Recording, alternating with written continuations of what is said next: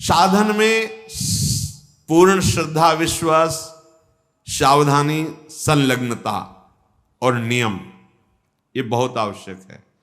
नियमावली न टूटने पावे, बिल्कुल पक्का।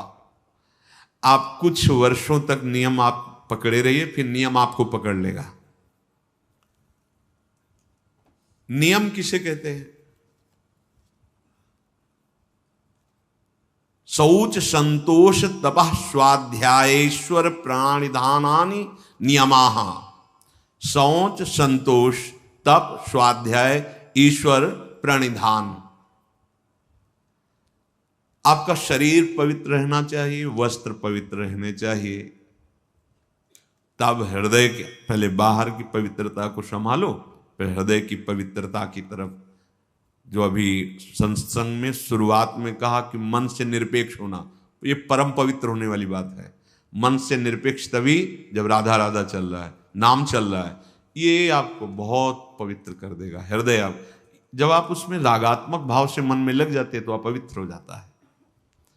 जैसे स्वर्ण को तपाया जाता है तो मल छोड़ देता है, निर्मल हो जाता है, ऐसे मन में जब जलन होती तो पवित्र हो रहा है। आप समझ नहीं पाते और विचलित हो जाते हैं। वो मन ही की मलिनता नष्ट हो रही है, आप उसे अपने में लेकर के दुखी हो रहे। उसको जलने दीजिए, वो निर्मल हो रहा है।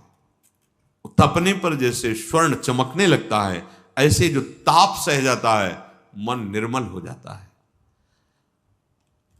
तन को पवित्रता से युक्त रखे तो मंत्र और नाम आप देखिए स्वतः बहुत जल्दी जल्दी आपकी उन्नति होगी। ये अपवित्रता रहे। नियम में सबसे पहला है शौच, पवित्रता।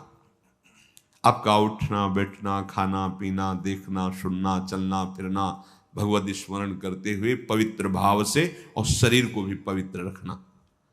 देखो जिनको ऐसा सौभाग्य नहीं मिला है, गृहस्थी में नाना प्रकार के कार्यों में रत हैं, तो अपवित्र पवित्रो वा सर्वावस्थांग तो पीवा।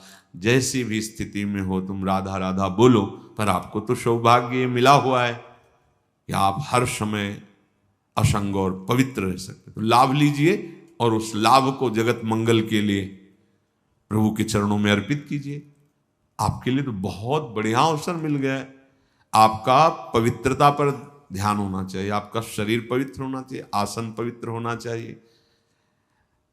शौचाचार के विषय में पीछे सत्संग में बताया गया है। मिट्टी जल आदि से शरीर की और राग द्वेष आदि त्याग कर भगवत स्मरण करते हुए हृदय की पवित्रता होती है।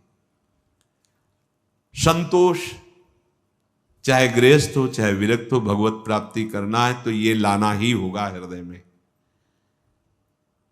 बिन संतोष न काम न साही, अछत काम सुख सपने नहीं।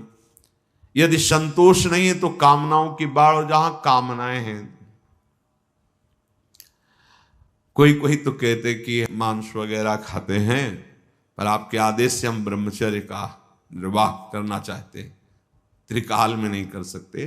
राक्षसी भोजन पाओगे और तुम ब्रह्मचारी बनोगे, तुम आसुरी प्रवृत्ति धारण करोगे, और सच्चिदानंद में बिना चित्त जोड़े तुम इन दिव्य व्रतों का पालन कर सकते हो? कदापि नहीं।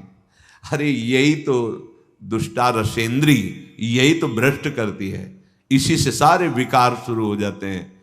जिसकी रसेंद्री शासन में नहीं, खाना पीना सही नहीं, परमार्थ की केवल बातें करे। क्या राक्षसों को ज्ञान नहीं था क्या? दैत्यों का ज्ञान नहीं था क्या? आप देखो जब वो अपने परिवारजनों को उपदेश करते हैं ना किसी संकट में, तो पूरे ब्रह्म ऋषि जैसा बोलते हैं, ज्ञान है। ऐसा नहीं कि नहीं ज्ञान, बहुत बोल रहे हैं, लेकिन आचरण में बिल्कुल ज्ञान नहीं है, तो इसीलिए तुमको राक्षस कहा गया। तुम्हारे आचरण राक्षसों जैसे हो, कह रहे हो कि हम अमुक अमुक साधन, व्यर्थ की बात। नियम से चलो। शौच, संतोष, भगवत कृपा से जैसी भी परिस्थिति तुम्हें दी गई है, जो भी धन भोजन परिवार जैसा भी, या विरक्त मार्ग जैसा, संतुष्ट रहो। जथा लाभ संतोष सदा काहू सु कछु न।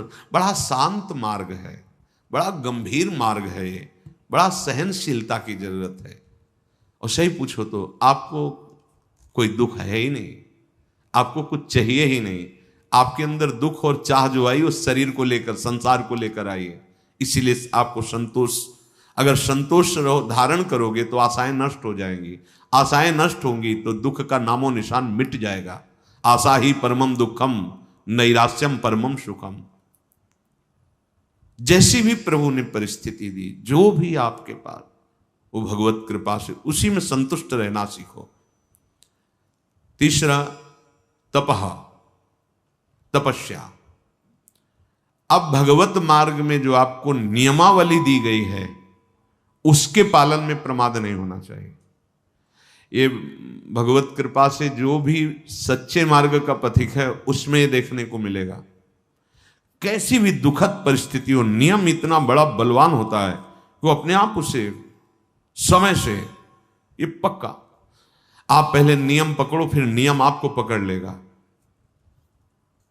भारी से भारी कठिन परिस्थिति में भी नियम में बड़ा बल है। वो अपने आप दिनचर्या को, जिसकी आसक्ति हो गई दिनचर्या में, वही उत्तम उपासक है। अगर 3 बजे से आपकी दिनचर्या है तो 2:45 बजे आप आके बैठ गए। 6 बजे जाना है तो 6 के बाद प्रणाम करके सबसे नाम जप करते थे। ऐसा नहीं कि हम फिर 4:30 बजे आ जाते हैं, 1 घंटा गए तो हम हैं। ये दिनचर्या नहीं, ये प्रमाद है।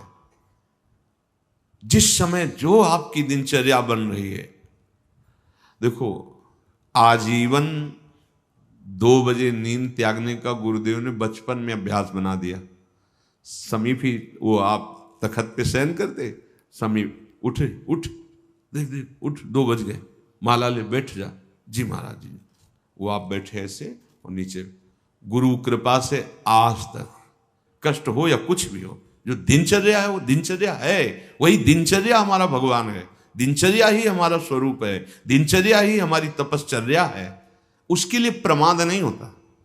अगर शरीर में जान है तो दिनचर्या में बाधा नहीं पड़। देखो बड़े बड़े सिद्ध महापुरुषों की देखो, श्री सनातन गोस्वामी जी वृंदावन से गिरिराज जी की परिक्रमा रोज लगाने जाते।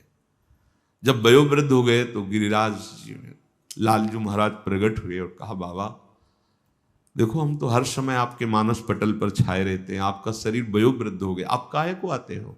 अब आपको परिक्रमा की क्या जरूरत? अब मत आया करो। जी।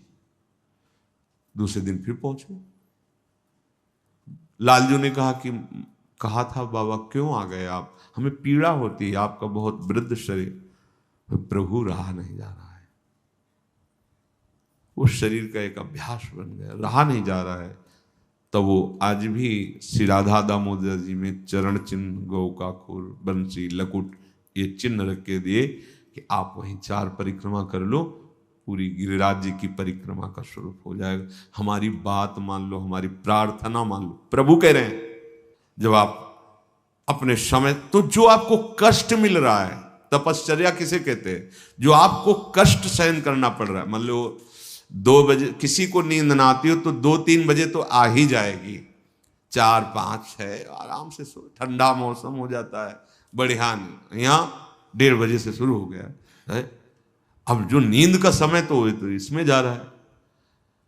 अब ये जो कष्ट आपको सहना पड़ रहा है, ये आपकी भारी तपस्या हो रही है, आपके दुष्कृत नष्ट हो रहे हैं रोज का रोज आप। और हम सिद्ध महापुरुषों को देखा है, ये 2 बजे की दिनचर्या बड़े बड़े सिद्धों में देखी।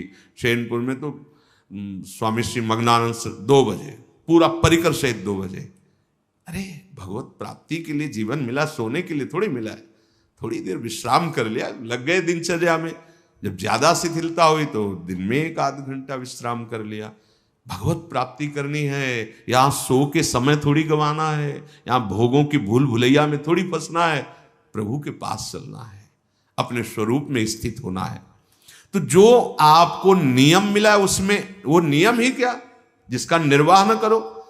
और निर्वाह करने में तो कष्ट मिलता ही है। नियम पूर्वक कोई कार्य किया जाए तो फिर कष्ट कोई परवाह नहीं की जाती है। और कष्ट ना हो तो नियम कैसा? नियम का वही मतलब है कि कितना भी कष्ट आवे, आपका नियम नहीं टूटना चाहिए। साधक की ऐसी दिनचर्या होनी चाहिए इस समय, हाँ इस समय तो सत्संग में होंगे, इस समय तो श्रृंगार में होंगे। पूरी जीवन की दिनचर्या होनी चाहिए। आप पूज्य सदगुरुदेव भगवान 25-26 वर्ष से तो वही दिनचर्या देख, उतनी दिनचर्या, वही राइट टाइम, कोई उत्सव सेवा बधावा में समय का थोड़ा परिवर्तन, दिनचर्या वही। सहचरी भाव के रस का रसास्वादन कराने वाले महापुरुष, दिनचर्या वही। अगर हमारी दिनचर्या ठीक नहीं तो ब्रह्मचर्य ठीक नहीं है, दिनचर्या ठीक नहीं तो प्रमाद स्थिति है, दिनचर्या ठीक नहीं तो आपका भगवत प्राप्ति लक्ष्य नहीं बना है। नहीं तो दिनचर्या में आपका कोई भी गुंजाइश, दिनचर्या पर बिल्कुल।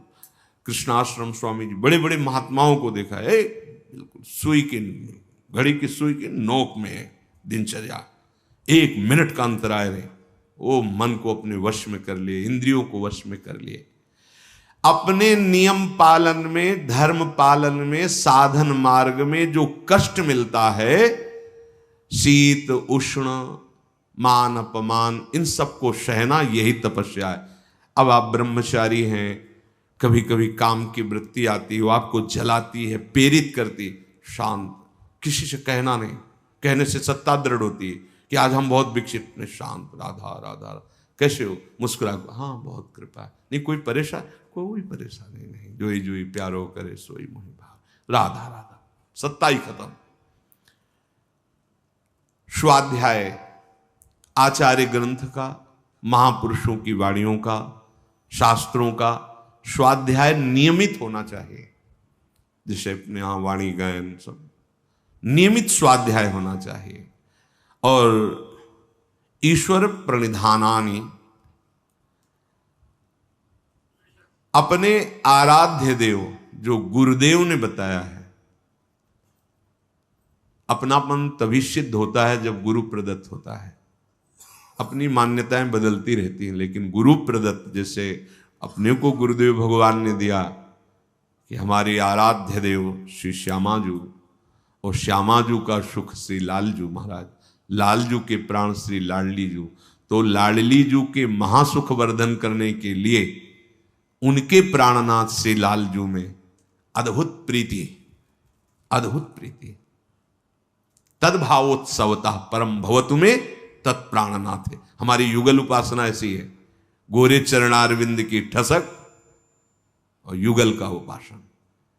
लालजू में अत्यंत प्रीति है, और कैसे है, मेरी प्यारी जू के प्राणनाथ है, प्यारी जू के परम सुख है, तद्भावोत्सवता परम भवतु में तत्प्राणनाथ। ऐसे श्री श्यामा श्याम की ठसक में हर समय रहना, उनके चिंतन में रहना, अहम उनके दासत्व में समर्पित हो जाना, अपना उनसे अलग कुछ भी न रह पावे,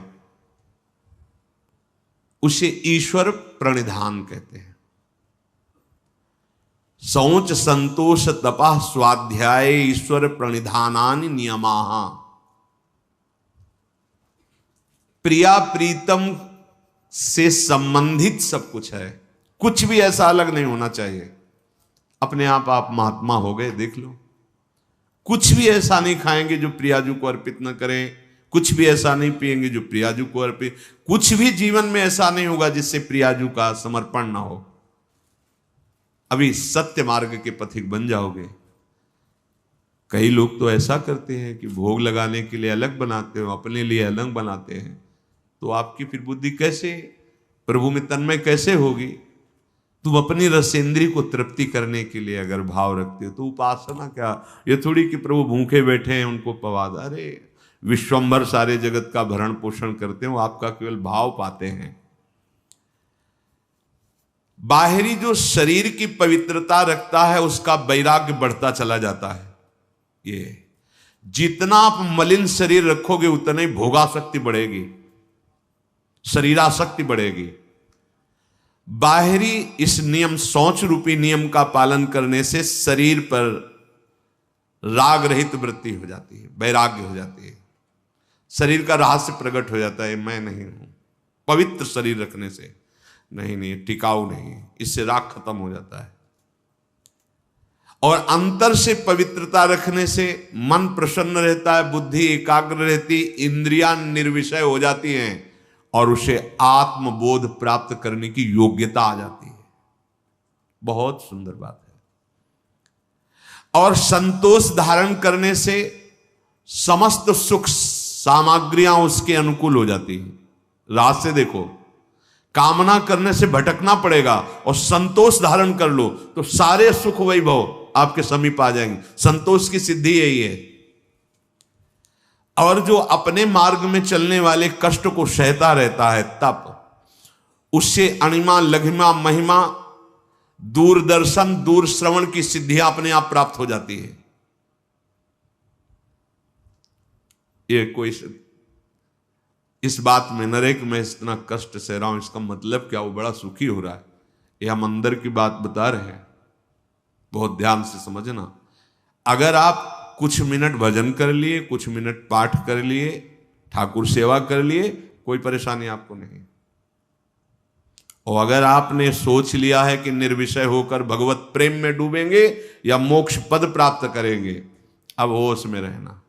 भगवत प्राप्ति के लिए अभी सब ये दुश्मन बिल्कुल तैनात हो जाए। अच्छा, निकलना चाहता है। अब एक एक आपके अब सहनशील आशय उदार धीरज सहित विवेकी, अब युद्ध प्रारंभ होने जा रहा है। उनके लिए युद्ध थोड़ी होता है। 2-4 माला की आरती पूजा, खाए पिए मौज मस्ती, फिल्म देख रहे हैं, सब बैलेंस बन के चल रहा है। मन काय को मन जान रहा है, तुम्हारे अंदर चाह ही नहीं पैदा हो सकती भगवत प्राप्ति की। भोगेश्वर प्रसक्ता नाम, जहां भोग में आ सकती है, चित्त का अपहरण है भोगों में। 2-4 माला बढ़िया है, प्रायः ऐसा ही भजन अच्छा लगता है।